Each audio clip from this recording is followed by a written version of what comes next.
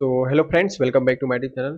तो फ्रेंड्स, आज मैं आपको एक ऐसा यंत्र बताने वाला हूँ, एक ऐसा मंत्र बताने वाला हूँ कि ब्रदर, अगर आप इस रूल पे चलोगे तो एक्चुअल में आप ट्रेडिंग के उस शिखर को छू सकते हो जो कि जहाँ पे लोग 1-2% जो लोग पहुंच पाते हैं। आई मीन जो 90%, जैसे मान लो कि 100% में 95% रिटेल ट्रेडर फेल हो जाते हैं और 5% जो प्रो ट्रेडर होते हैं, जो प्रोफेशनल ट्रेडिंग करते हैं, वो सक्सेस हो पाते हैं।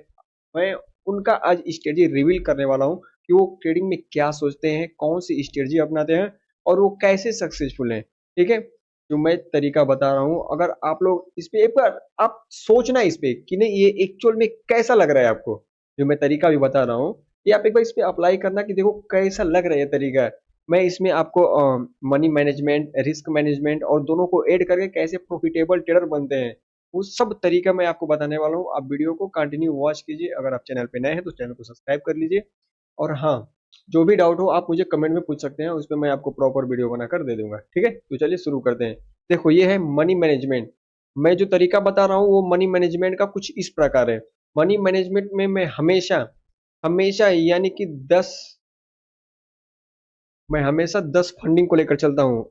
मतलब यह वीडियो पूरा आपको एक प्रोफॉर्म ट्रेडर, आई मीन जो फंडेड ट्रेडर होते हैं, वो बनाने पे पूरा बेस्ड है। ठीक है, कि कैसे आप फंडेड ट्रेडर हो सकते हो। फंडेड ट्रेडर का मतलब कि जो कंपनियां होती हैं वो अपना फंड प्रोवाइड करती है कुछ पैसे लेकर। अगर आप उसके जो भी टेस्ट है, यानी कि फर्स्ट सेकंड जो भी है, अगर आप दोनों पास कर लेते हैं तो आपको एक रियल अमाउंट देता है। आप वहां से प्रॉफिट करेंगे और आपको परसेंटेज देगा, 80%, 90% ऐसे देता है। ठीक है, तो उसको हम फंडेड ट्रेडर बोलते हैं। देखो, मैं हमेशा ये सोचता हूँ कि आपके पास minimum minimum 10 capital sorry 10 account के लिए पैसे होने चाहिए आपके पास। मिनिमम मिनिमम 10 अकाउंट के लिए पैसे होने चाहिए, तब आप फंडिंग को यूज करो। ठीक है, नहीं तो अगर आप एक फंडिंग लिए उड़ाए, फिर एक फंडिंग लिए उड़ाए, फिर ऐसे एक एक करके लेते रहेंगे उड़ाते रहेंगे तो ऐसे मजा नहीं आएगा। पहले आप 10 फंडिंग का बैकअप बनाओ। अगर आपके पास 10 फंडिंग का बैकअप हो गया है, ठीक है, तब आप कंटिन्यू एक एक करो। और इस पे मैं स्ट्रेटजी बता रहा हूँ कि कैसे आपको अप्लाई करना है। ठीक है, तो सबसे पहले आप 10 फंडिंग का देखिए, मैं फंडिंग का प्रमोट नहीं कर रहा हूँ कि आप लोग मतलब ये फंडिंग लो, मैं बिल्कुल प्रमोट नहीं कर रहा हूँ किसी भी फंडिंग का। ठीक है, मैं किसी फंडिंग का बिल्कुल प्रमोट नहीं कर रहा हूँ, बस मैं एक तरीका बता रहा हूँ कि आप कैसे फंडेड ट्रेडर बन सकते हो। अगर आप इस पे काम नहीं करोगे तो आप इस पर एक बार सोचना, ये तरीका मतलब कैसा है। अगर आप इस पे काम भी करोगे तो आपको बहुत अच्छा रिजल्ट मिलेगा। ठीक है, तो आपको क्या करना है, 10 फंडिंग का बैकअप रखना है आपके पास, कि मिनिमम हम मतलब इतना बैकअप लेकर चले कि कंटिन्यू हम 10 फंडिंग को उड़ा सकते हैं। ऐसे आप सोचो, ऐसे सोचो। ठीक है, उड़ेगा नहीं, ऐसे सोचो आप। मान लो कि आपका मनी मैनेजमेंट हो गया, यानी कि आपने जो कैपिटल रखा है 10 फंडिंग, जैसे शुरुआत में आप 5,000 का जो होता है ना, जो 5,000 का अकाउंट होता है, आप उसको लेना। 10 फंडिंग का बैकअप बना लगा, मान लो कि 2-3 हज़ार रुपए का आता है तो वही 20-25-30 हज़ार का रुपए आएगा। अगर नहीं है तो पहले इकट्ठा करो 10 फंडिंग का। इसके बाद जब 10 फंडिंग के लिए आपके पास कैपिटल हो जाए, तब आप मार्केट में उतरो। इससे पहले आप डेमो ट्रेड करो, प्रैक्टिस करो, बैक टेस्टिंग करो, ठीक है, चार्ट ट्रेडिंग करो, ये सब करो। लेकिन जब आपके पास 10 फंडिंग का कैपिटल हो जाए तब आप शुरू करना। अब नेक्स्ट, रिस्क मैनेजमेंट में। रिस्क मैनेजमेंट में आप लोग क्या गलती करते हो पता है? कभी कभी आप कभी कभी आप आ, एक सेकेंड। देखो, रिस्क मैनेजमेंट में कभी आप जैसे मान लो कि अगर 5 डॉलर का अकाउंट है तो कभी आप $20 का रिस्क लोगे, कभी आप $50 का रिस्क ले हुए, कभी आप $100 का रिस्क ले हुए। बस यही आपको गलती नहीं करना है। यही गलती की वजह से आप लोग मतलब फंडिंग को ब्रीच कर देते हो। या तो ड्राडाउन में ब्रीच करते हो या फिर जो टोटल ड्राडाउन होता है उसको ब्रीच करते हो। ये नहीं करना है, ब्रीच ही अगर करना है, अगर आपका हर जगह पे एसिल जाता है, थोड़ा सा लॉजिकल सोचो ब्रदर। आप थोड़ा सा लॉजिकल सोचो कैसे। आपको हमेशा हमेशा बस एक चीज पे टिका रहना है। जैसे मान लो कि मैं जो तरीका बता रहा हूँ, ये 10 फंडिंग का आपके पास बैकअप है। एक पहले एक को मतलब ये करो, बाई करो। एक बाई किए, एक सेकंड। आपने एक फंडिंग बाई किया, उसमें केवल आपको 3 ट्रेड करना है, ओनली 3 ट्रेड। वो तरीका मैं बता रहा हूँ। एक फंडिंग को पहले आप बाय करो, उसमें केवल 3 ट्रेड करना है, ओनली 3 ट्रेड। हर ट्रेड में 3% का रिस्क लेना है आपको, हर ट्रेड में 3% का रिस्क लेना है। जैसे टोटल ड्रॉडाउन तो आपका फंडिंग का 10% होता है, किसी में 8% होता है, ठीक है, लेकिन मैं 10% पे लेकर चलता हूँ। एक में ले लेना, 4% का ले लेना, ठीक है, क्योंकि इसमें आपका ये डेली सॉरी टोटल ड्रॉडाउन है, ओवरऑल ड्रॉडाउन और आपका डेली ड्रॉडाउन 5% का होता है। अब आपको बस मतलब एक फंडिंग में एक दिन में एक ही ट्रेड लेना है, लेकिन 3% का रिस्क लेना है। अगर आपका $5,000 का अकाउंट है तो 3% कितना होगा, $150 होगा, ठीक है। आपको ऐसे रिस्क लेना है। क्या होगा, अब हम थोड़ा सा रिस्क मैनेजमेंट पे बात करते हैं। हमेशा आपको ये चीज फाइंड करना है, हमेशा बस 1:2 आपको ट्रेड पकड़ना है, ना इससे कम ना इससे ज्यादा, बस ज्यादा नहीं, 1:2। 1:2 आपके लिए इनफ है। 1:2 का मैं पावर दिखाऊंगा कि 1:2 ही क्यों, ना आपको ज्यादा चाहिए ना और आपको कम चाहिए, ओनली 1:2। देखो यहां पर मैं दिखाता हूं। अगर मान लो ब्रदर कि आपने 3% का रिस्क लिया, और आपका अगर यहाँ पे दो चीज हो सकता है। फर्स्ट ट्रेड आपका 3% का रिस्क लिए, अगर मान लो कि अगर आपका एसएल जाता है तो गया कितना, 3%। लेकिन लेकिन अगर आपने 3% का रिस्क लिया, अगर टीपी हिट हुआ तो आया कितना, डायरेक्ट 6%, डायरेक्ट 6% आए। आप सोच सकते हो कि यानी कि अब आपको कितना बनाना है, 2% बनाना, कितना है, फर्स्ट फेज में 8%, सेकेंड फेज में 5%। अगर आपने 3% का रिस्क लिया, अगर आपका एसएल गया तो आपका 3% गया, लेकिन आपने 1:2 का एक 3% पे आपने ट्रेड पकड़ा तो डायरेक्ट आप 6% पॉजिटिव हो गए।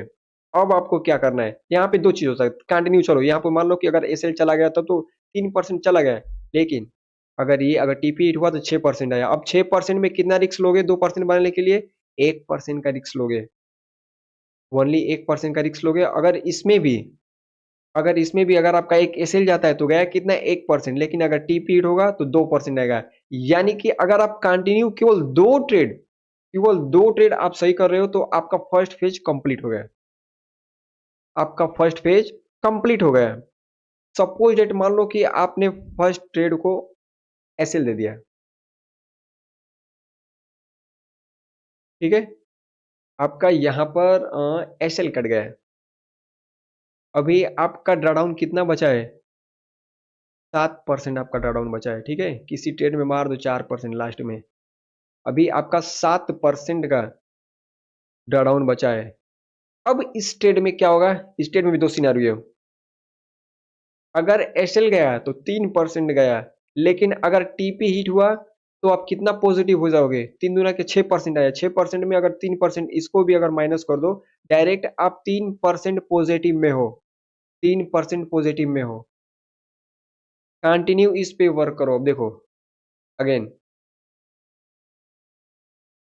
3% पॉजिटिव के बाद अगर आपने 3% का फिर अगेन मतलब रिस्क लिए, तो अगर आपका एसएल गया तो कुछ नहीं, लेकिन अगर इस बार टीपी हिट हुआ तो डायरेक्ट 6% आ गया। अब आपके पास कितना हो गया, 6% प्लस 3%, 9% चाहिए, कितना, 8% आपको चाहिए, कितना, 8%। बस दो ट्रेड में फर्स्ट फेज कंप्लीट, दो ट्रेड में आपका फर्स्ट फेज कंप्लीट। अगर आप फर्स्ट ट्रेड को गलत भी कर रहे हो, सेकेंड को सही कर दिए तो 3% पॉजिटिव हो गए। सेकेंड ट्रेड लिए, अगर उसमें एसएल गया तब तो आप कॉस्ट टू कॉस्ट आ गए। अगर आपका एसएल गया तो आप कॉस्ट टू कॉस्ट आ जाएंगे, लेकिन अगर आपका एसएल नहीं गया, डायरेक्ट 6% का प्रॉफिट हुआ। 1:2 की मैं बात करूँ, ना कि 1:10 100 नहीं चाहिए भाई, बस 1:2 चाहिए मुझे, हमको ज्यादा नहीं चाहिए मुझे। आपका अगर 3% का रिस्क लिए, 1:2 6%, यानी कि 6 3 9% हो गया, आपको बनाना कितना है, 8%। डायरेक्ट सेकेंड फेज में आ जाओ। अगर मान लो अगर ए भी एसएल चला गया, इसको भी हम एसएल दे दिए, मान लो इसको भी हम एसएल दे दिए। अब हमारे पास टोटल ड्रॉडाउन कितना बचा है, 4%। 3 3 6 4 10, 4% बचे हैं। अगर 1:2 पे हम इसको सही कर दें, अगर एसएल जाएगा तब आपका अकाउंट ब्रीच होगा, क्योंकि ये भी एसएल, ये भी एसएल और ये भी एसएल, एसएल जाएगा तब आपका अकाउंट ब्रीच होगा। अगर एसएल नहीं गया, अगर आपका एसएल नहीं गया, टीपी हिट हुआ, डायरेक्ट आपको 8% का प्रॉफिट होगा। मतलब अगर 6% को लॉस भी करे हुए, फिर भी आप 2% पॉजिटिव में हो। आप 2% भी पॉजिटिव में हो गए, बस 1:2, दैट्स इनफ फॉर मी। ठीक है, तो इसलिए आप लोग बहुत बड़ा मतलब रिस्क रिवार्ड देखकर ये मत करो। आप अपने थिंकिंग को चेंज करो ब्रदर। सब कुछ यहीं पर हो रहा है, सब कुछ यहीं पर हो रहा है। जाहिर सी बात है कि आप कभी, आपके साथ क्या होता है, आप जिस ट्रेड में $10 का रिस्क लिए हो, उसमें आपका टीपी हिट होगा। लेकिन अगर आप जिस ट्रेड में $100 का रिस्क लिए हो, उसमें आपका एसएल जाएगा। ऐसा होता है? आप कमेंट में बताना जरूर, ठीक है?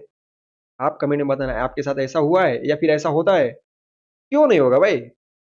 हर ट्रेड का, जैसे मान लो कि अगर अगर ये ट्रेड है, ठीक है, आपको लेना है, तो हर ट्रेड में 50-50% इसका चांस होता है विन होने का और लूज होने का। 50% आप विन भी कर सकते हो, 50% आप लॉस भी कर सकते हो। फिर फिर यहाँ पे क्या होगा? फिर यहाँ पर यही होगा, अगर दोनों जगहों पे, जैसे मान लो कि यहाँ पर भी आपने 1:2 का ये रखा, यहाँ पर भी 1:2 का ये रखा। अगर मान लो अगर मान लो आपका यहाँ पर अगर एसएल गया, वन गया, लेकिन यहाँ पे अगर आपका टीपी हिट हुआ, 2 आया, यानी कि डायरेक्ट अब, मतलब सिंपल, अगर आपको कुछ भी नहीं आ रहा है, तो डायरेक्ट मतलब यही प्रोबेबिलिटी होती है कि 50-50% का प्रोबेबिलिटी होता है। ठीक है, लेकिन आप पढ़ाई करते हो, चार्ट ट्रेडिंग करते हो, एसएमसी आईसीटी लर्न किए हो, यहाँ पर आपको अब 50% से प्लस आपकी अब मतलब विनिंग रेट होने लगेगी।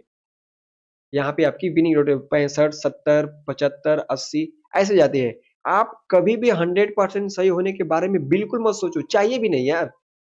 100% मुझे सही भी नहीं होना है।